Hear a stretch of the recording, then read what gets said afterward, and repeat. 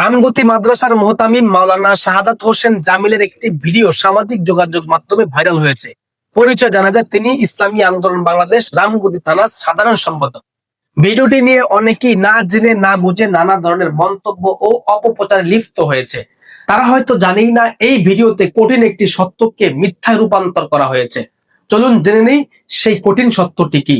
তবে এই সত্যটি প্রচারের ক্ষেত্রে ভিডিওটি প্রচুর পরিমাণে শেয়ার করতে হবে। প্রিয় দর্শক, যে ভিডিওটি প্রচার হয়েছে সেটি মূলত মাদ্রাসার অফিস কক্ষে হুজুরের ব্যক্তিগত মুহূর্তের দৃশ্য। ভিডিওতে দেখানো মেয়েটি মূলত তার স্ত্রী অফিসে এসেছেন এবং স্বাভাবিকভাবে স্বামী স্ত্রীর মাঝে যে খুনকুটি হয়, ব্যক্তিগত মুহূর্ত থাকে, তেমনি একটি বিষয়কে বিকৃতভাবে উপস্থাপন করা হচ্ছে। বরাবরই দেখা যায় ঘটনার পেছনে চাপা থাকে আরেক অজানা তথ্য। তেমনি এই ভিডিওর আড়ালে রয়েছে ক্ষোভে ভরা মারাত্মক ষড়যন্ত্র।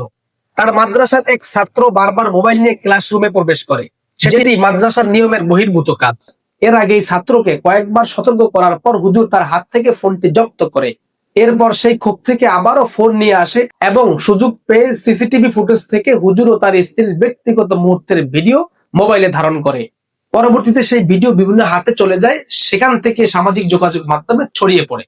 দুঃখজনক বিষয় হলো, প্রকৃত ঘটনা যাচাই না করে অনেকেই প্রতিষ্ঠান ও কওমি মাদ্রাসাকে লক্ষ্য করে কুরুচিপূর্ণ মন্তব্য শুরু করেছেন। এই ঘটনাকে কেন্দ্র করে এক শ্রেণীর মানুষ অপপ্রচারে লিপ্ত হয়েছেন, অথচ বাস্তবতা হলো তিনি তার হালাল স্ত্রী। মিথ্যা প্রচারে পৃথিবীতে সবচেয়ে এগিয়ে দুই জাতি, বাকিটা ইতিহাস।